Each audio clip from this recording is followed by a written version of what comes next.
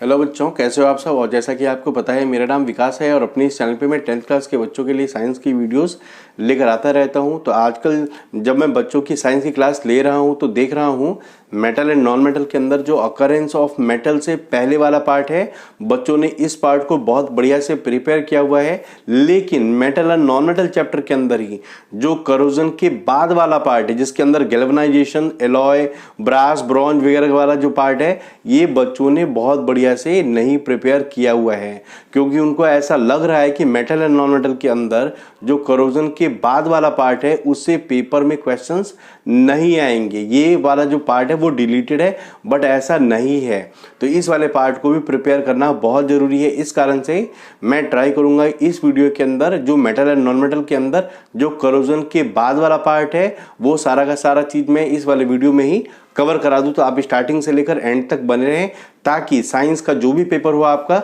उसके अंदर कोई भी क्वेश्चन नहीं छूटे और साइंस का पेपर आपका बहुत बढ़िया जाए। देखिए, इसके अंदर जो सबसे पहला टॉपिक है वो है कोरोजन का। बट कोरोजन में बहुत ज्यादा डिटेल में नहीं पढ़ाऊंगा क्योंकि इस वाले टॉपिक को हमने chemical reaction and equation chapter के अंदर भी बहुत बढ़िया से कवर किया हुआ है। फिर भी इसके अंदर जो इंपॉर्टेंट पार्ट है वो आपके साथ अभी मैं जरूर डिस्कस करूंगा। देखिए, आपने देखा होगा सिल्वर के आर्टिकल को जब हम कुछ टाइम यूज करते हैं तो इसके ऊपर एक ब्लैक कलर की कोटिंग आ जाती है, ब्लैक कोटिंग। आखिर ये ब्लैक कोटिंग क्या है और इससे जो रिलेटेड क्वेश्चंस हैं ये पेपर में पूछे जा सकते हैं। तो silver reacts with sulphur present in air. Silver जो है, सल्फर जो एयर के अंदर प्रेजेंट होता है उससे रिएक्शन कर लेता है और क्या फॉर्म करता है, तो ब्लैक कोट, ब्लैक कोटिंग। और ये ब्लैक कोटिंग क्या है, ये जो ब्लैक कोटिंग है एक्चुअली एक कंपाउंड है जिसको हम क्या कहते हैं, सिल्वर सल्फाइड। और उसका फॉर्मूला क्या होता है, Ag2S, Ag2S। तो आपको ये वाला जो पार्ट है सिल्वर सल्फाइड, ये वाला पार्ट आपको याद रखना है क्योंकि इस वाले पार्ट से पेपर में क्वेश्चन आ सकता है। अब जो नेक्स्ट है, इससे रिलेटेड जो इंपॉर्टेंट क्वेश्चन बन सकता है वो क्या है, कॉपर। कॉपर का जो करोजन है, तो आपको पता होगा कॉपर का जो नॉर्मल कलर है वो कैसा होता है, ब्राउन। लेकिन थोड़े टाइम यूज जब आप करोगे कॉपर को तो देखोगे इसके अंदर कैसी कोटिंग आ जाती है, तो ग्रीन कलर की कोटिंग आ जाती है। तो ये ग्रीन कोटिंग से रिलेटेड जो पेपर में क्वेश्चन है वो आने का पूरा चांस है।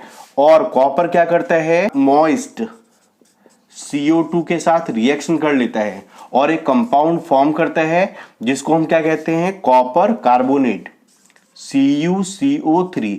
और इसी कॉपर कार्बोनेट के कारण जो कॉपर का जो नेचुरल कलर ब्राउन कलर का है वो उसको लूज कर देता है और ग्रीन कलर की जो कोटिंग है कॉपर कार्बोनेट की वो उसके ऊपर आ जाती है।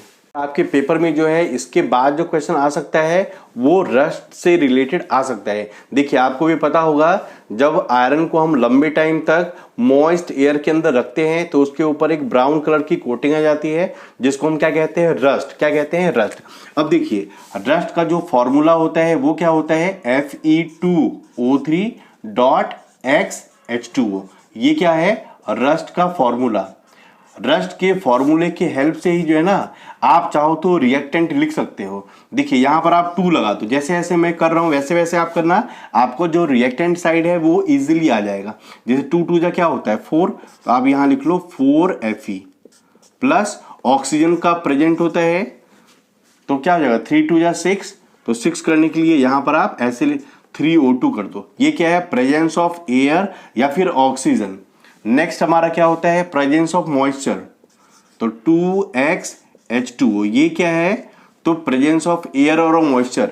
ये हमारा फॉर्मूला किसका हो गया, रस्ट का। तो आप देखोगे आयरन के रस्टिंग के लिए किस किस चीजों की जरूरत होती है, तो प्रेजेंस ऑफ एयर और ऑक्सीजन और प्रेजेंस ऑफ वाटर वेपर और मॉइस्चर। 2 ये कंडीशन है जिसके कारण रस्टिंग होती है आयरन के अंदर। तो इससे भी इंपॉर्टेंट क्वेश्चन बन सकता है। जो नेक्स्ट हमारा इंपॉर्टेंट टॉपिक है वो क्या है, गैल्वेनाइजेशन। गैल्वेनाइजेशन आखिर होता क्या है, galvanisation is a method of protecting iron from rusting by coating a thin layer of zinc. अगर आपको आयरन को रस्टिंग से बचाना है तो आपको क्या करना है, आयरन के ऊपर जो है जिंक का कोट कर दो। इससे क्या होगा, तो जो आयरन है उसका कांटेक्ट जो एयर या फिर मॉइस्चर के साथ टूट जाएगा और आयरन के अंदर रस्टिंग नहीं होगी। तो आयरन के ऊपर जिंक के कोट करने के प्रोसेस को ही हम क्या कहते हैं, गैल्वेनाइजेशन। इससे रिलेटेड क्वेश्चन आ सकता है। आई बात समझ में। देखिए अब यहां पर एक बहुत इंपॉर्टेंट बात है कि अगर आपने क्या करा, आयरन के ऊपर जिंक का कोट कर दिया, तो जिंक का कोट करने के बाद भी अगर वो जिंक की जो कोटिंग है वो अगर हट जाए, ध्यान से समझिए, अगर जिंक की कोटिंग जो है आयरन के ऊपर से हट जाए, फिर भी उस आयरन के ऊपर रस्टिंग नहीं होती है। क्यों? क्योंकि जिंक जो है वो ज्यादा इलेक्ट्रोपॉजिटिव है आयरन के कंपैरिजन में। तो जिंक क्या फॉर्म करता है, जिंक आयन वहां पर फॉर्म कर देता है। क्या फॉर्म करता है, since zinc is more electropositive और reactive than iron, so zinc forms zinc ion and it also form, एक वर्ड बहुत इंपॉर्टेंट है, इलेक्ट्रोकेमिकल सेल। आप याद रखना ये वाला word, electrochemical cell. Electrochemical cell बनने के कारण अगर वहां से जिंक की कोटिंग हट भी जाती है तो उस आयरन के ऊपर जो है रस्टिंग नहीं होती है, क्योंकि जिंक वहां पर जिंक आयन फॉर्म करेगा और जिंक आयन बनाने के कारण वहां पर इलेक्ट्रोकेमिकल सेल फॉर्म हो जाता है, जिस कारण से गैल्वेनाइज्ड आयरन के ऊपर रस्टिंग नहीं होती है। अब देखिए नेक्स्ट जो टॉपिक है जिसपे हमारा क्वेश्चन आ सकता है वो क्या है, alloy and alloying. Alloy and alloying, समझिए एलॉय क्या है और एलॉइंग क्या है।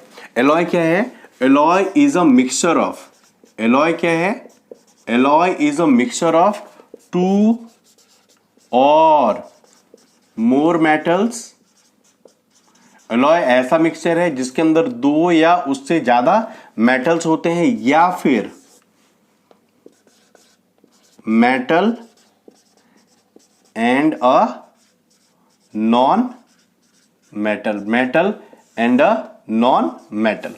एलॉय ऐसा मिक्सचर है जिसके अंदर टू और मोर मेटल्स होते हैं या फिर metal and a non metal होता है। ऐसा कोई भी एलॉय नहीं होता जिसके अंदर मेटल नहीं हो, दो या उससे ज्यादा मेटल हो सकते हैं या मेटल और एक नॉन मेटल भी हो सकता है।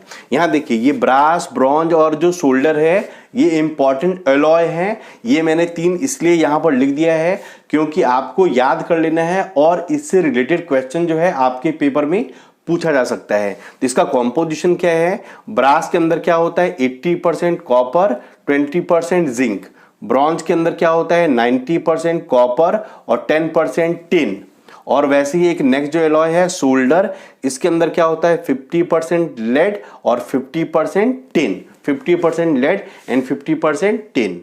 देखिए एलॉय बनाने का फायदा क्या है, आखिर हम एलॉय बनाते क्यों हैं, मेटल और नॉन मेटल को मिला के या दो तरह के मेटल को मिला के एलॉय बनाने का बेनिफिट क्या है। देखिए समझने की कोशिश करिए, एलॉय बनाने से क्या है कि वो जो कंपाउंड है उसकी जो प्रॉपर्टी है वो एकदम अपने जो पेरेंट मेटल है या फिर नॉन मेटल है उससे एकदम चेंज हो जाती है। जैसे अगर मैं एग्जांपल ले लूं, अगर प्योर आयरन है, एकदम 100% प्योर आयरन है, तो वो उतना ज्यादा हार्ड नहीं होता जितना हम देखते हैं आयरन को। तो उसको हार्ड बनाने के लिए क्या किया जाता है, तो प्योर आयरन के अंदर 0.05% जब आप कार्बन ऐड कर देते हो, प्योर आयरन के अंदर जब आप 0.05% कार्बन ऐड कर देते हो तो ये काफी क्या हो जाता है, हार्ड हो जाता है। इसके साथ साथ अगर प्योर आयरन के अंदर आपने क्या ऐड कर दिया है, तो क्रोमियम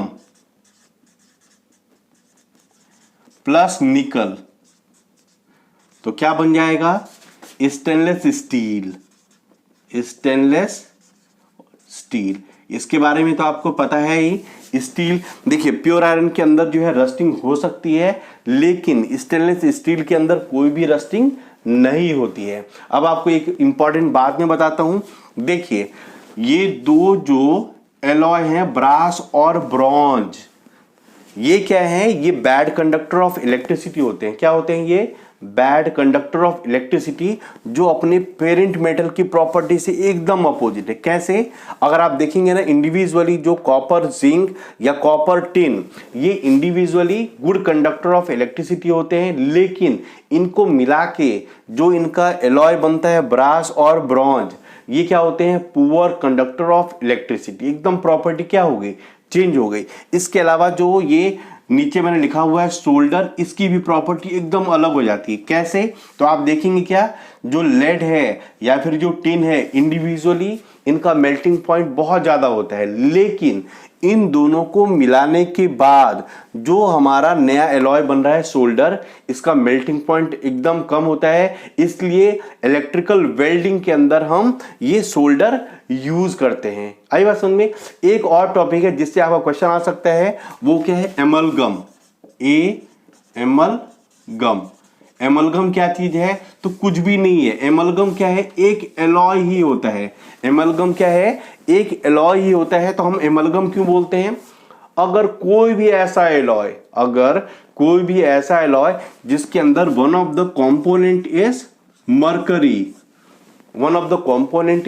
मरकरी, तो उस एलॉय को एलॉय नहीं बोल के हम क्या बोलते हैं? एमलगम। एक स्पेशल नाम दे दिया गया। अगर बोला गया कि ये एमलगम है, इसका मतलब ये है कि ये एक ऐसा एलॉय है जिसके अंदर मरकरी जरूर है। बस, दैट्स ऑल। उम्मीद है मेरी ये वीडियो आपको बहुत अच्छी लगी होगी। अगर आप पहली बार मेरे चैनल पे आए हैं और सब्सक्राइब नहीं कराए तो सब्सक्राइब जरूर कर लें, अपने फ्रेंड के बीच में शेयर करें, ताकि अधिक से अधिक बच्चों को इन वीडियोस का फायदा मिल सके। Thanks a lot for watching. Thank you.